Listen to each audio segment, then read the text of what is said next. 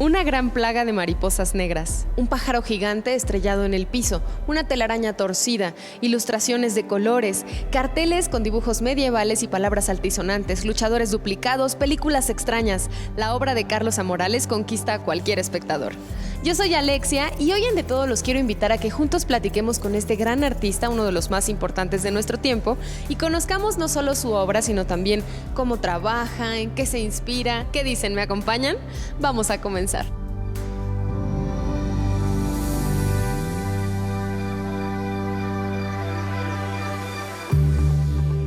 Carlos A. Morales es uno de los artistas más importantes de México, interesado principalmente por el lenguaje y la imposibilidad o posibilidad de comunicar por medio de formas irreconocibles o no codificables, sonidos, gestos y símbolos. A Morales experimenta en los límites entre la imagen y el signo con una variedad de medios: animación, video, cine, dibujo, instalación, performance y sonido. Su práctica se basa en diferentes formas de traducción, instrumentos que se transforman en personajes de sus filmes, letras que se vuelven formas y narrativas que se transforman en un lenguaje corporal. Las obras de Morales existen en un mundo alterno, paralelo al nuestro, que se rige por sus propias reglas y donde evolucionan constantemente, al igual que su proceso de producción. Carlos, muchas gracias por estar con nosotros. Gracias a ustedes. Yo creo que para contextualizarnos un poquito, primero necesitamos saber quién es Carlos. ¿Cómo te convertiste en el artista que eres hoy? Pues ha sido un proceso largo de tiempo. Comencé pues un poco más o menos como a los 20 años y me fui de México, me fui a vivir a Holanda mucho tiempo. Regresé finalmente en el 2004 y bueno, me he ido convirtiendo poco a poco en artista y pues aquí sigo. Tengo un poco la fortuna, desgracia, de ser hijo de artistas, entonces eso también ya me puso un bagaje muy fuerte que justamente me hizo tener que irme de México un poco para distanciarme de ese bagaje. Y ahí sí terminé estudiando en Holanda en 2 escuelas durante 5 años. La primera se llama Rietveld Academy y después hice un posgrado en la Rijksacademie. Pues digamos que soy un artista con estudios, pero a la vez también es raro porque pues finalmente uno hace lo que tiene que inventarse, ¿no? Pues comencé estudiando pintura, entonces como que lo primero fue, si quieres, el mundo de la pintura, intentar como meterme por ahí, pero la verdad nunca le agarré la onda, como que no, me di cuenta que no era lo mío y que tenía una aproximación mucho más gráfica. No es que propiamente haga una serigrafía, una litografía o, digamos, gráfica tradicional, o sea, de pronto se vuelven instalaciones, incluso se vuelven películas, pero sí siento que mucho como la manera de pensar y lo visual sobre todo, y también el texto es desde lo gráfico. Oye, Carlos, ¿y quiénes son los artistas que más te han influenciado de manera estética? Pues hay varios. Digo, la influencia de mis papás fue muy inconsciente, entonces justamente conscientemente me tuve que desinfluenciar de ellos. Y ahí, claro, eso me permitió ir como descubriendo otro tipo de artistas y cosas. Uno que siento que fue muy importante en mi generación fue Mike Kelley, fue un artista norteamericano que sí pegó muy fuerte, ¿no? Como a todos los que estuvimos estudiando en los 90. Luego también hay artistas, si quieres, más de la época moderna, más antiguos como Hans Arp, que también es un artista que he estudiado mucho, Joseph Beuys. O sea, como que sí siento que artistas que conocí en Europa mientras estudiaba sí fueron muy importantes. Y de aquí de México, pues también lo que ha sido muy fuerte es como conocer a lo que es mi generación o una generación un poquito más grande, por ejemplo, Tere Margoles o Francis Alice o Gabriel Orozco. O sea, gente que pues sí influyó de una forma u otra, pues digamos en todo lo que fue nuestra generación.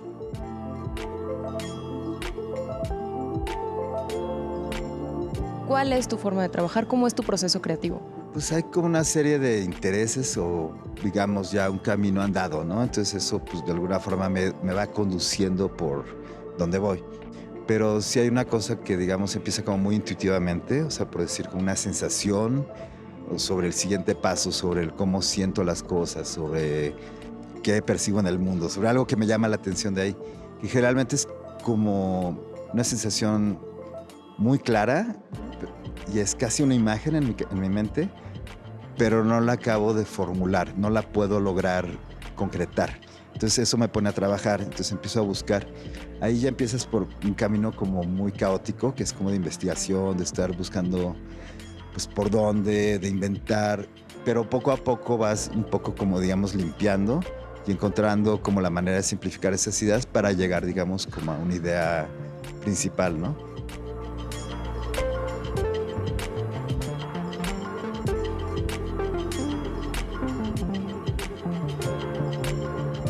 ¿Y en qué momento descubres los materiales? O sea, ¿en qué momento decides cómo quieres trabajar, con qué quieres trabajar, qué es lo que quieres hacer ya de manera física?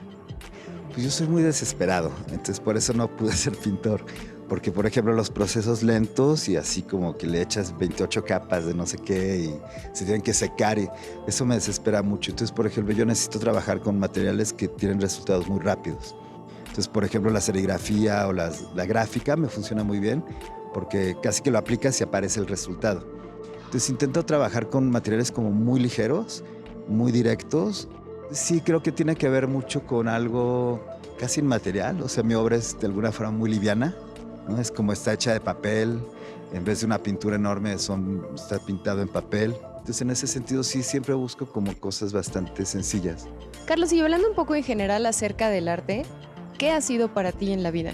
Pues suena muy raro, pero creo que en el fondo tiene mucho que ver con jugar y tiene que ver como con lo que hacíamos de niños, que era pasar toda la tarde jugando, básicamente. O sea, cuando un niño está jugando, está absolutamente en ese mundo.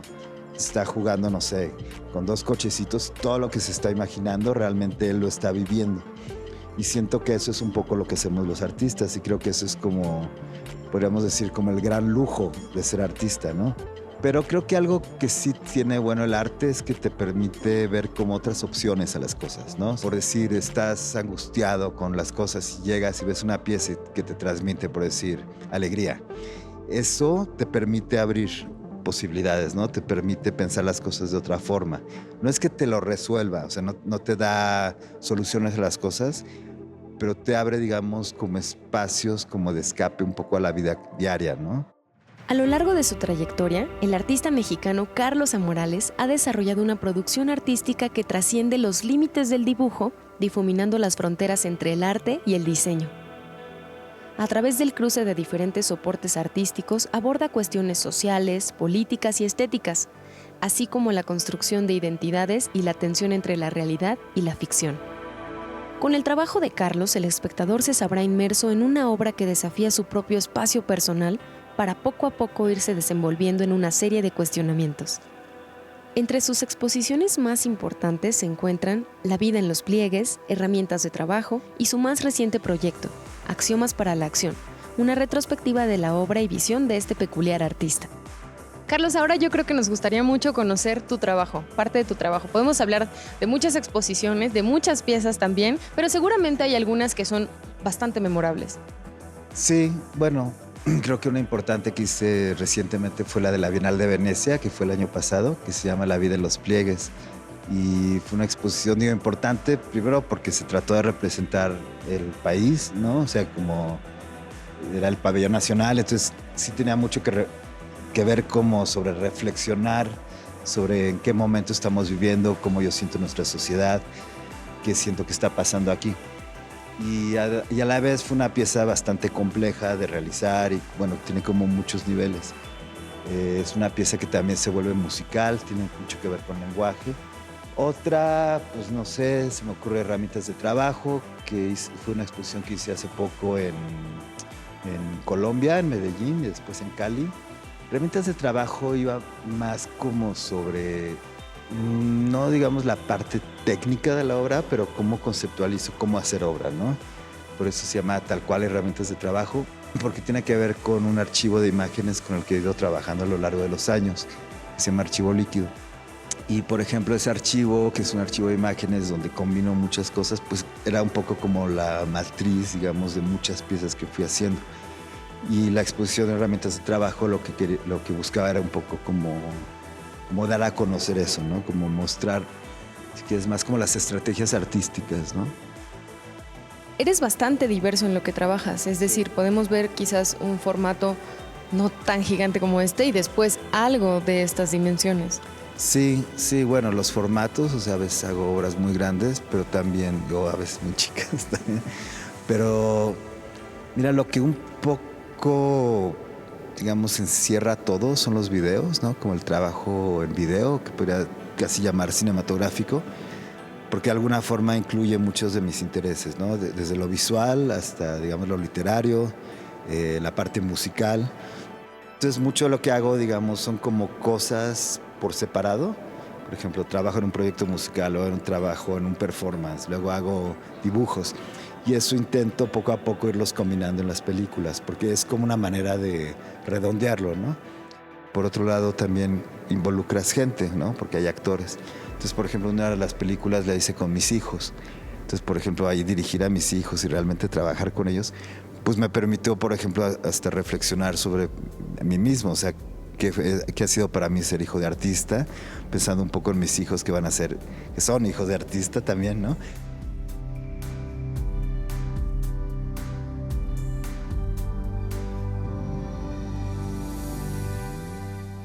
Carlos, ahora háblanos un poco acerca de tu trabajo Axiomas para la Acción.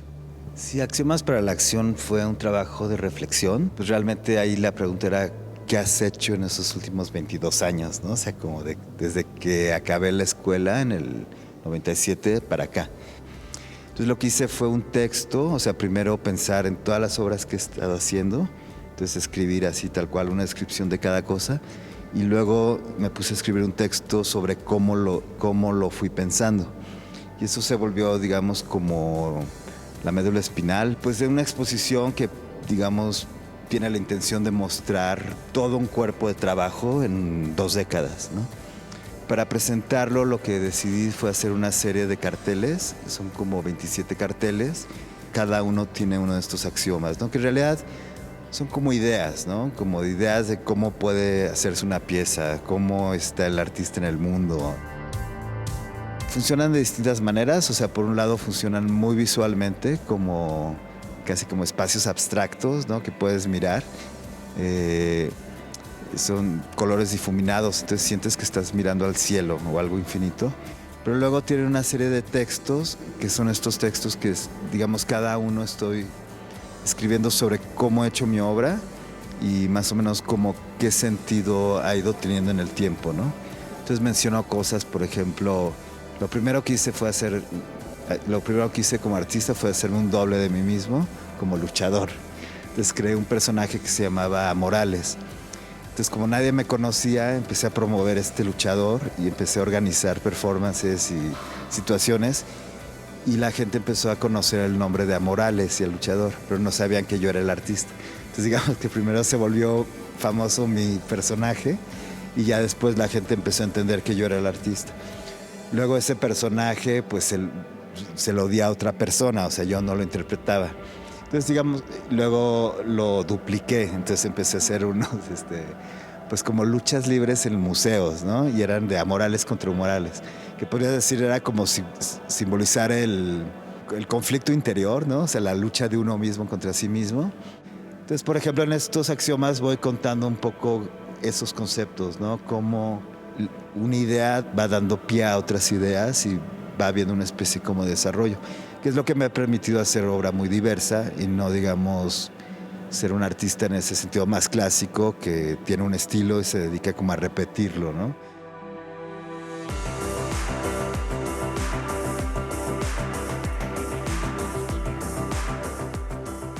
Entonces, por ejemplo, la de las mariposas, que es una pieza que he mostrado muchísimo, pues sentí que era súper importante mostrarla en México. Creo que la he mostrado, no sé si 14 o 15 veces, ¿no? Entonces, pero nunca la había mostrado en el DF, aunque la produje inicialmente aquí, la monté en mi estudio, pues nunca se había vuelto pública. Por ejemplo, esa es una de las obras que para la exposición resultó fundamental, ¿no? Y en su momento, ¿qué fue lo que dio pie a que hicieras esta gran pieza de las mariposas? Pues es curioso, pero realmente fue una situación muy personal. Mi familia, mi parte materna, es de Torreón. Y mi abuela pues ya se estaba poniendo muy mayor y se estaba empezando a enfermar. Entonces la fui a visitar un poco sabiendo que ya iba a ser tal vez la última vez que la iba a ver. Y me pasé como 2 semanas ahí con ella. Y una noche, como intentando dormir, me vino una imagen muy fuerte de un lugar muy alto, casi como una iglesia llena de mariposas negras. Y no entendí ni qué era ni por qué, pero sentí que la tenía que hacer. Entonces cuando me despedí de ella y me vine a la Ciudad de México, les platiqué la imagen a los chavos de mi estudio y nos pusimos a hacerla. Y entonces decidimos primero llenar mi estudio, después empacarlo, lo expusimos en una exposición en Nueva York y de ahí empezó a viajar. Y es curioso porque es una pieza que de alguna manera empezó a tener como su propia vida. Entonces lo que ocurrió es, por ejemplo, no solo que se fue exponiendo en muchos lugares, se ha expuesto en Israel, se ha expuesto en Francia y vemos que es una pieza muy conocida y que ha ido casi que viajando sola como una nube de mariposas, sino que, por ejemplo, también empezó a influir en el mundo de la moda. Entonces empecé a encontrar, haz de cuenta, como vestidos de mariposas negras, no sé, como toda una serie de sábanas, o sea, como toda una serie de cosas. Entonces ha sido una pieza muy curiosa porque sí se volvió realmente una pieza viajera, como que se volvió mucho parte de la cultura popular. Entonces, por ejemplo, esta pieza me llama mucho la atención porque partió de algo como muy personal, muy mío, muy una imagen que se me ocurrió en relación a mi abuela y terminó así como una cosa como completamente pop, ¿no? Y no me voy a quedar con la duda, Carlos. ¿Cuántas mariposas conforman esa pieza? Uf, ¿realmente quieres saber? Son 40,000 mariposas. ¿Y de qué están hechas? De papel negro. De ese papel típico que se usa como para hacer álbumes fotográficos, que compras en la papelería, y con eso, y todas están recortadas. ¿Recortadas a mano o con qué? No, con una máquina láser, porque si no nunca acabaríamos. Porque además están pegadas una por una. Sí, claro. Sí, es un equipo aquí de 10, 15 personas pegándolas.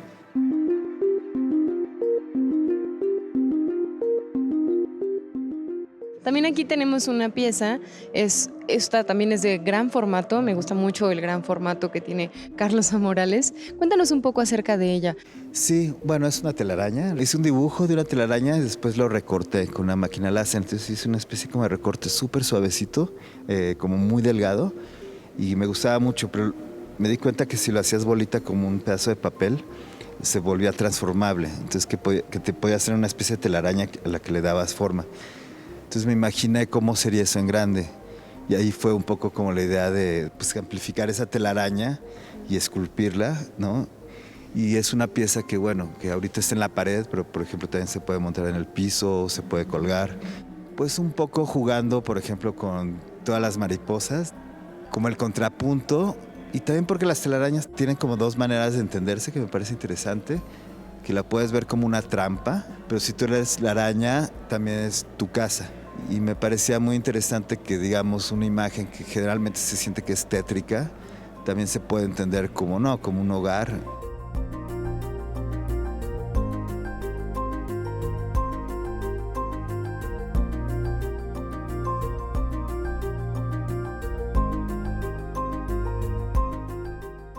Otro más es el pájaro roto en el piso. Pues esta es una pieza que hice a partir de la imagen de un pájaro, de una imagen muy simple, la hice tridimensional y se volvió como una especie de avión o como nave espacial. Pero luego lo que hice fue, digamos, la imagen en 3D, subdividirla con la imagen de una telaraña, entonces cortarla. Y al cortarla y realizarla, digamos, en la realidad, se volvió esta pieza que parece como un avión estrellado o como un pájaro estrellado. Entonces siento que es una pieza bastante dramática. La presentamos por primera vez en el 2008, que fue cuando empezó la crisis esta económica brutal. Entonces de pronto parecía como un mundo que se fuera a estrellar, ¿no? Que se acababa de estrellar.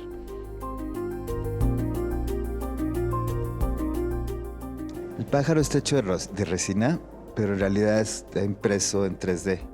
Entonces realmente se hizo todo el trabajo en una computadora y después se imprimió. Y luego ya al final lo pintamos como un coche, por eso es tan brillante.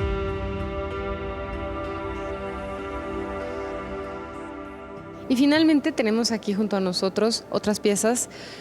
En total estas piezas hacen una sola de un muy gran formato. ¿Estas de qué van?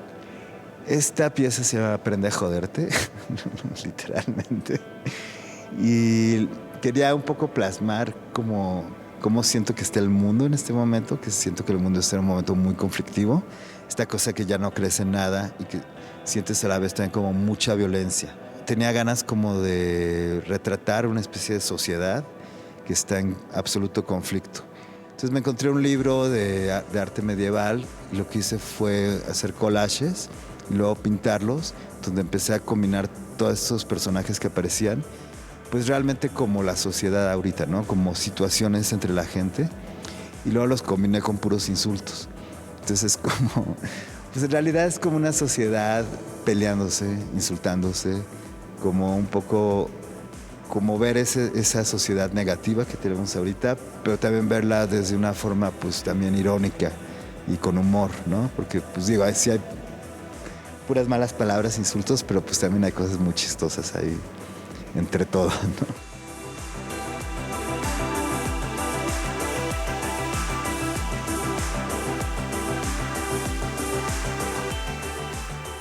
Nos gustaría que nos compartieras quizás en dónde piensas que está la fórmula o qué tuviste que hacer para tener el éxito que tienes en la actualidad como artista plástico. Pues ojalá hubiera una fórmula, porque si la supiera todo estaría resuelto y siempre hay que pensarla. Pero sí creo que algo que para mí es importante es como ser una obra que aunque tenga complejidades y, sabes, muchos niveles de lectura y capas, sí tenga como pues que comunique de una forma clara con la gente, ¿no? Y no solo, digamos, con el mundo del arte y de los entendidos y esta cosa así como de los exquisitos, sino realmente con el público en general. O sea, pensar que tu público es la gente en general, ¿no? Por decir, como con la pieza de las mariposas. O sea, todo el mundo conocemos que es una mariposa, todo el mundo reaccionamos a una mariposa negra. Y si se vuelven muchas, pueden pasar, digamos, de ser algo muy bello a algo angustiante. Y eso es como algo que toda la gente, de alguna forma, podemos relacionarnos, ¿no? Ya sea porque por sueños, por experiencias, por la manera en que nosotros mismos con la mente lo hacemos. Entonces yo siento que a pesar de ser complicados como artistas, poder como exigirte la simplicidad, o sea, llegar como a las formas más simples posibles, ¿no? Y poder transmitir con ellas a un público abierto, siento que es algo muy importante. Carlos, pues muchísimas gracias por haber platicado con nosotros aquí en De Todo, conocer tu obra, pero sobre todo conocer el artista que eres. Fue fantástico. Muchas gracias a ti.